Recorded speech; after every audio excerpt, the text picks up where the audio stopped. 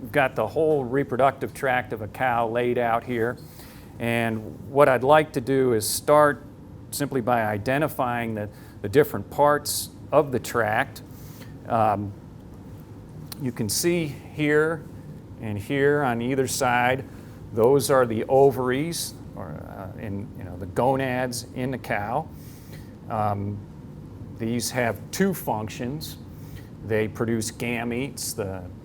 In the case of the cow, the oocyte or the egg cell that's going to be fertilized to form a calf. And they also produce hormones. And we'll talk about exactly how that occurs in just a few minutes, but just wanted to identify that structure first. The ovary is typically in the animal covered by a membrane of tissue. And so in the cow it would typically look more like this, with this membrane of tissue draped over it. That membrane is the fimbria. And the fimbria is a sheet of tissue that lays over the ovary. It has cilia on the inside surface of it, so that when the oocyte, when the egg is released from the ovary, those cilia then will push that egg across the fimbria to the opening of the oviduct. And the oviduct, you can see it very nicely on this particular one. You can actually see the oviduct draped over the ovary, embedded in the fimbria itself. I can try and expose it a little bit differently over on this one. There you can see the oviduct sort of at the margin of the,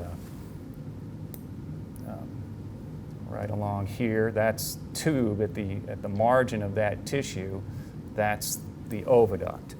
And so the fimbria, what happens is the oviduct kind of flares out, and you can see it very nicely there. I don't know if you guys can get a good zoom in shot of this, but here you see the oviduct, and it flares out to form this membrane, this fimbria, right here. You can see here comes the oviduct, and then it opens up and forms this fimbria.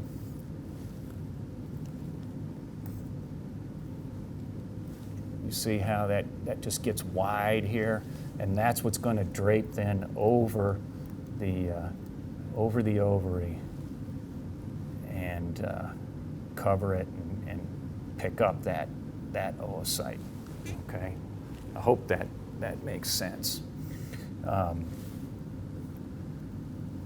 So you can follow then the oviduct, this tube. You can follow it, and it's going to get more and more narrow, and you can see it's very fine up here as we get closer. There it is, embedded in that tissue. That's that white right there. That's the oviduct, and then it eventually opens up, ends. Keep following it right to there. That's the tip of the uterine horn. That's the tip of the uterus. So the oviduct then, go back. Okay, the ovary would release an egg, release an oocyte, would get picked up by the fimbria, and then pushed by the cilia over the fimbria down into the wide kind of mouth portion of the oviduct, and then move progressively down the oviduct into the uterine horn. Okay?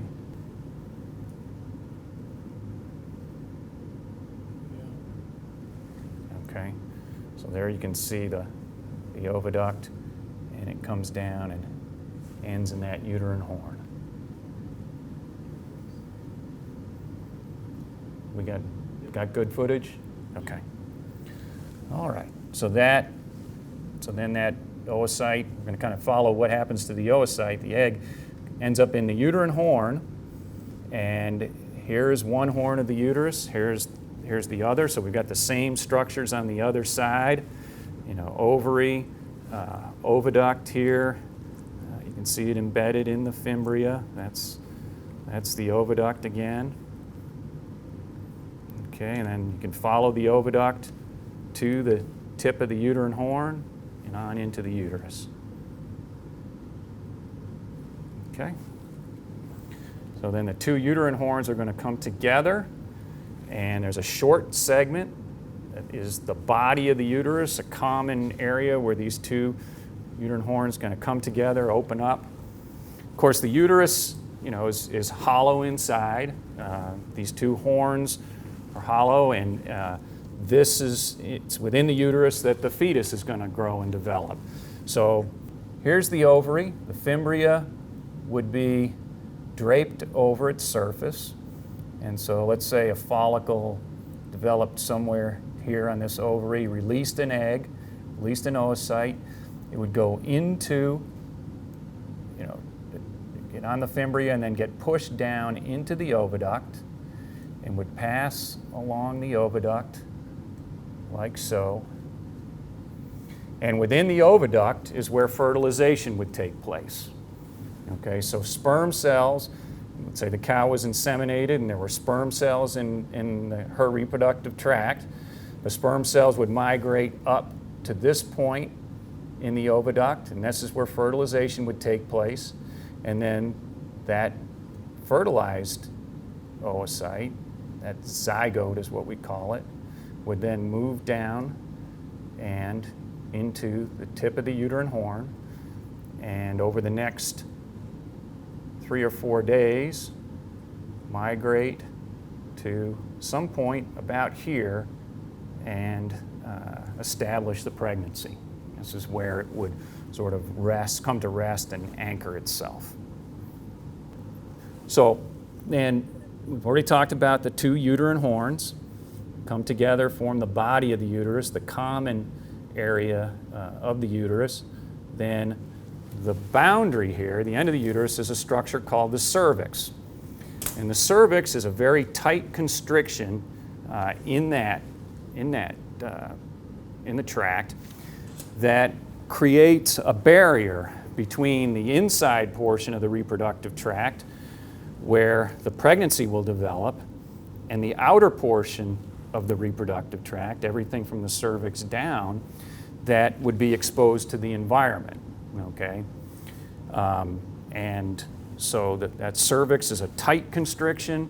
It's very tight throughout most of the cycle, but it does relax around the time when the cow is in heat, because it needs to allow sperm cells to pass through and get up into the cow's reproductive tract.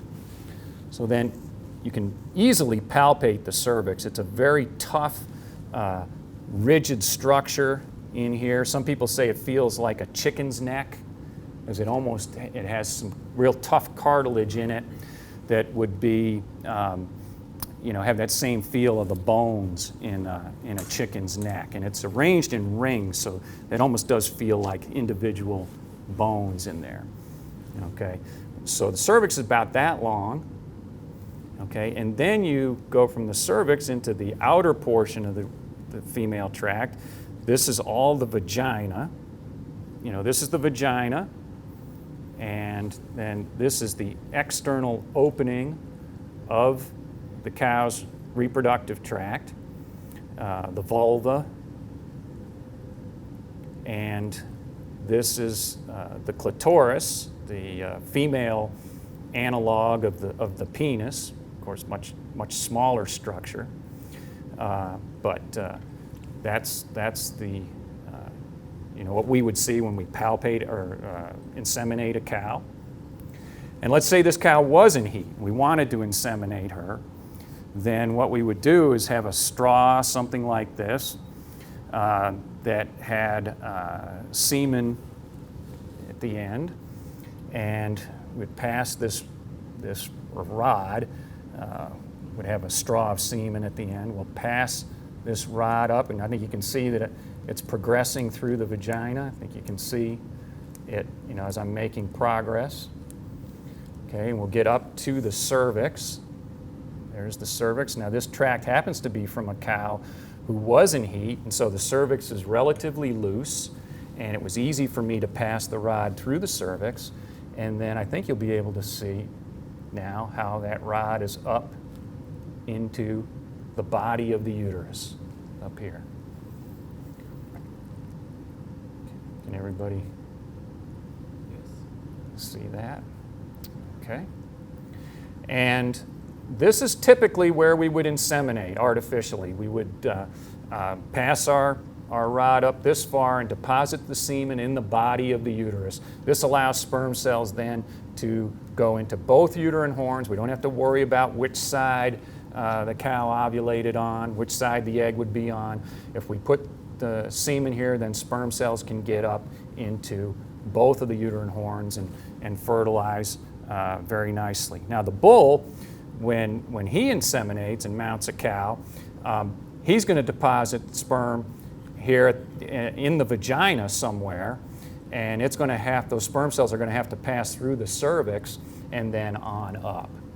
And that's one of the great advantages of artificial insemination, is that we're taking sperm and we're bypassing the cervix, we're going through the cervix and depositing our sperm cells right in the uterus, so we can get by with about 1/100th the number of sperm cells to inseminate a cow and have good fertility when we put it up here compared to putting it in the vagina like the bull does. And so that's why we can dilute semen so much from a single ejaculate and get lots of offspring, primarily because of the placement. The cervix is just a very effective barrier and filter, and it really does keep a lot of sperm cells out. And so that's why we can dilute it so much if we can get by it. So now that I'm going to go ahead and pass this rod back up here into the cervix. What I want to do is open up the vagina so you can see what that looks like.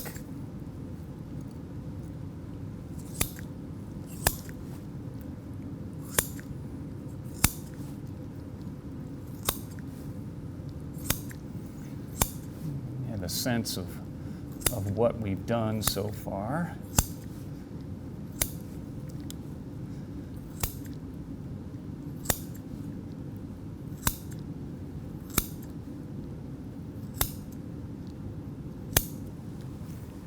Okay.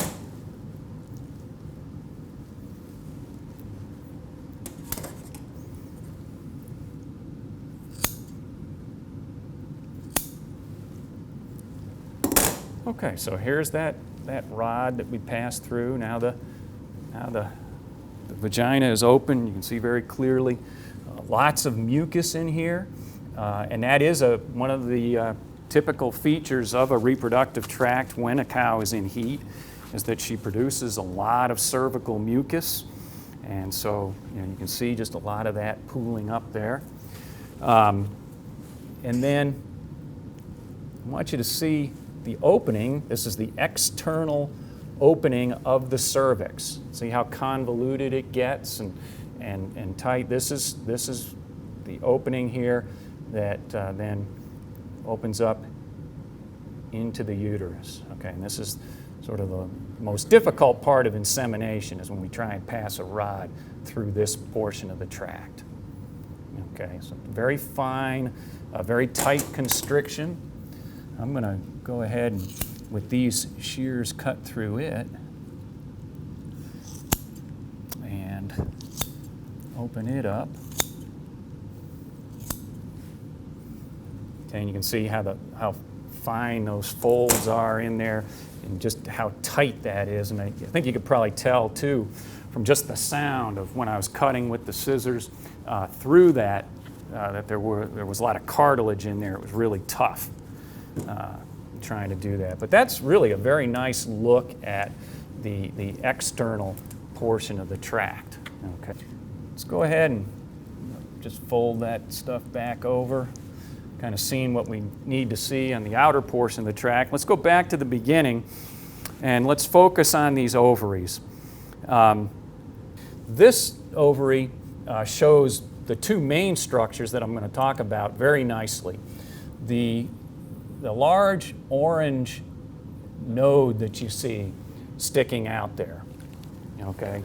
This structure, right there. That's a corpus luteum, okay?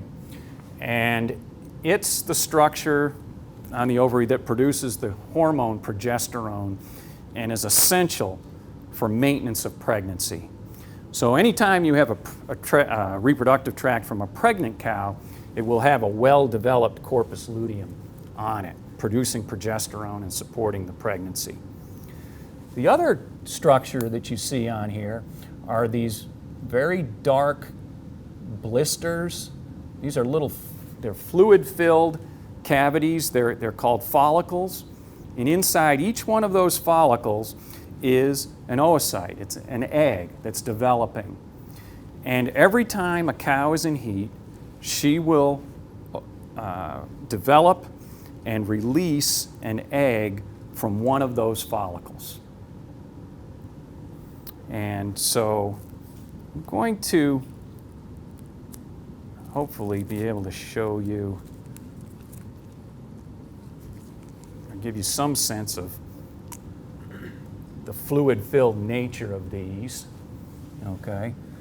So I'm just going to prop this up and then, so again, just to kind of review, that's a corpus luteum over here, that orange node, but we're going to focus in on this dark spot right here. That's the largest follicle on this ovary. There are some other follicles. There's one here. There's several small ones over the surface. Any one of these little dark patches that you see there, those are little fluid-filled cavities. Those are all follicles.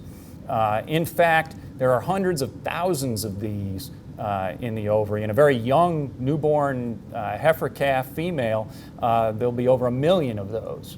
But over time, they grow and regress and so on. They're constantly growing and regressing. So it would be in the hundreds of thousands when we get down into a mature cow like this. But what I'm going to do is I'm going to stick this needle through the back side of the ovarian tissue into that follicle. And then I'm going to aspirate the fluid out. And you should see that follicle collapse. You see how it collapsed? I guess I can put the fluid back in there and fill it back up, like so. But then you see it collapse, okay? So, and you see I've drawn up the fluid into the syringe, okay? And so within that syringe now, there should be an oocyte, okay? An egg that was developing in there. And we can take this and put it under a dissecting scope and search through it, and I'm confident that we will find an oocyte in there, okay? But I hope that gives you some sense that, these really are fluid-filled structures.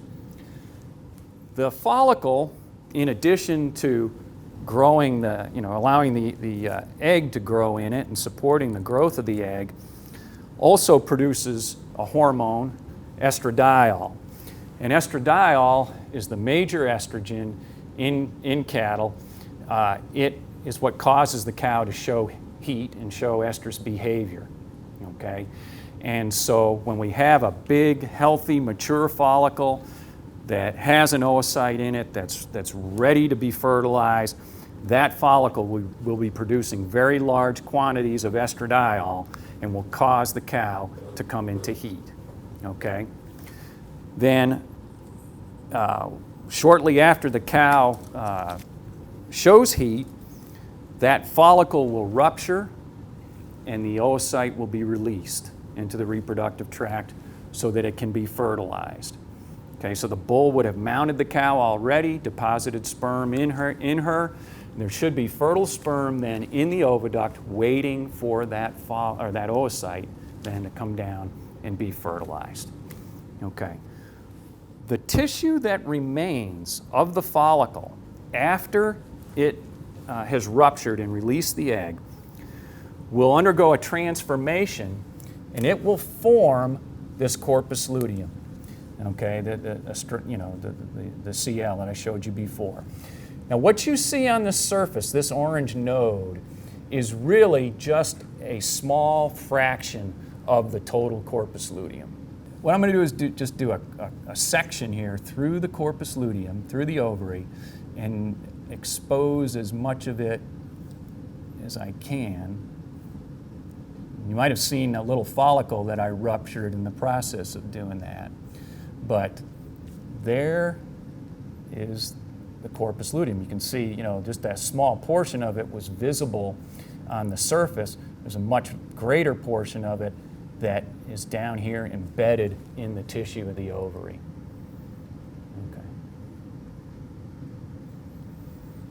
Okay. So let's look at the other ovary, see what we have here. I think you can identify maybe a few small follicles on that side, a few over the greater curvature, and then maybe a few small ones as well. This sort of a scar here, this old orange scar, I think you may be able to see that, okay? That is an old corpus luteum that has regressed. Let's say this cow ovulated and was fertilized or inseminated but didn't fertilize, then 21 days later she's going to regress that corpus luteum and come into heat again. Okay, and so this is what's left of a corpus luteum after it regresses and allows her to come back into heat and try and conceive again. Okay, so those are, those two ovaries show very nicely a follicle and a corpus luteum. I've got a few other ovaries from some other tracts I'd like to look at for a minute before we move on. Let's see. Let's take a look. Start with this one. Try and put it roughly in the same place. Okay, so what is the major ovarian structure that you see on the surface of this ovary?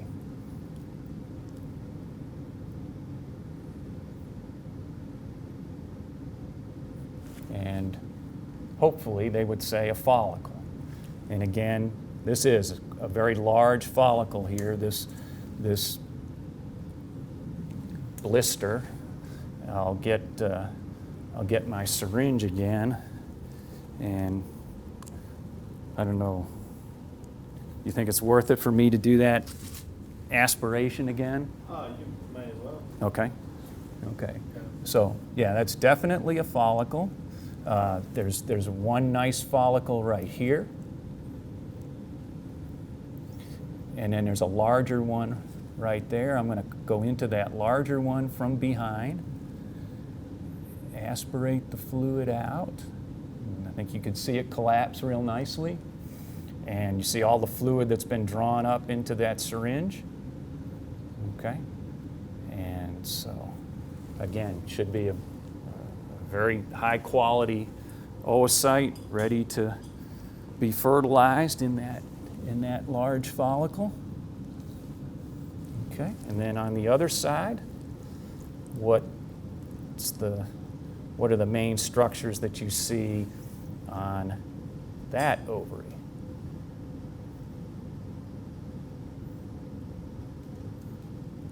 And hopefully you'll be able to identify a corpus luteum here, a small one. This one is probably recently regressed. Okay, so you can see it's not very large at all.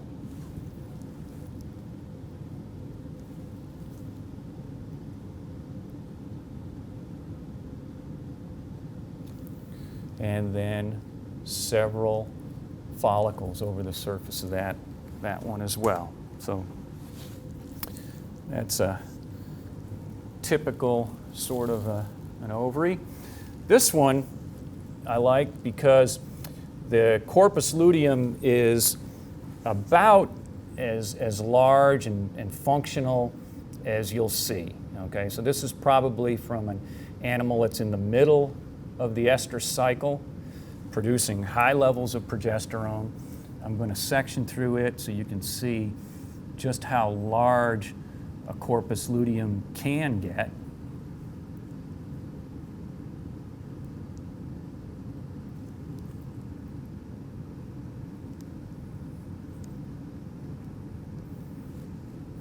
It's kind of bloody. Let me get some paper towel and try and clean that off a little bit.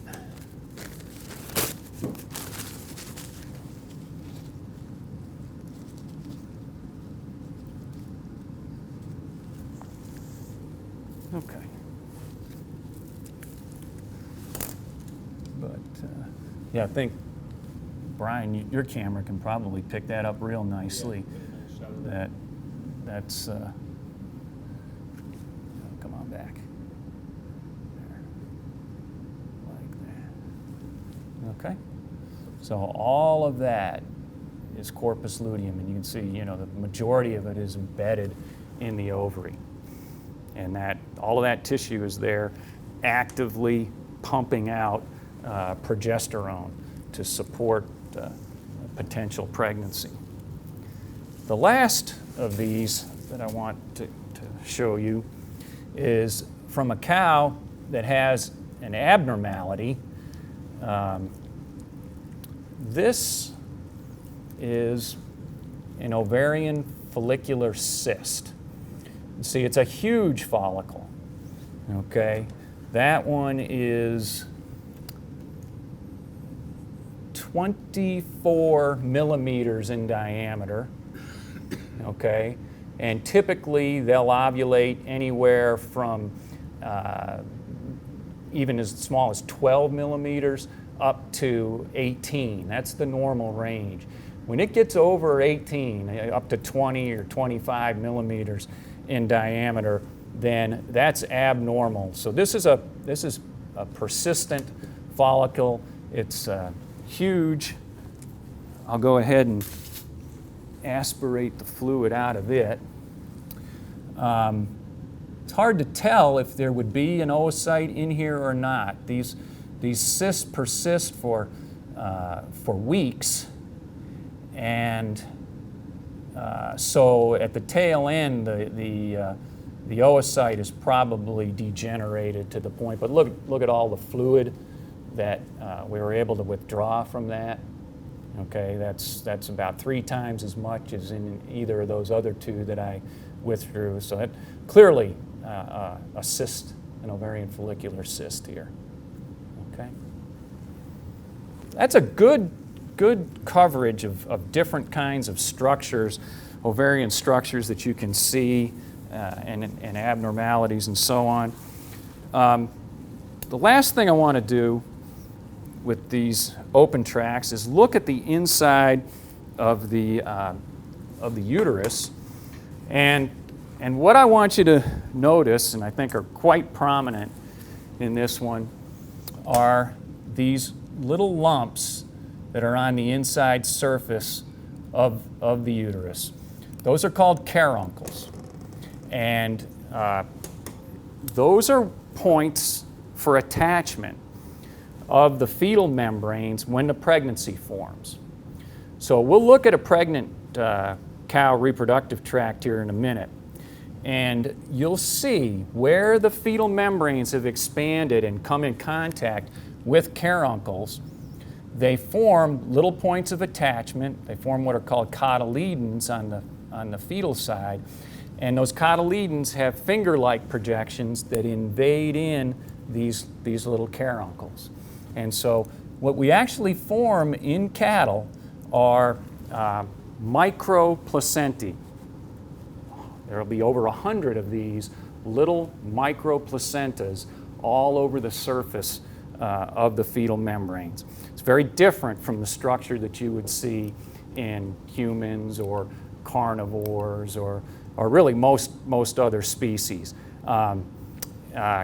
The ruminant animals are the ones that do this. So cattle, sheep, goats will have caruncles on the inside surface of the uterus like that. Okay? So that's all of the structures that I want you to see on a non-pregnant cow's reproductive tract. What we'll do now is look at some pregnant tracts from cattle.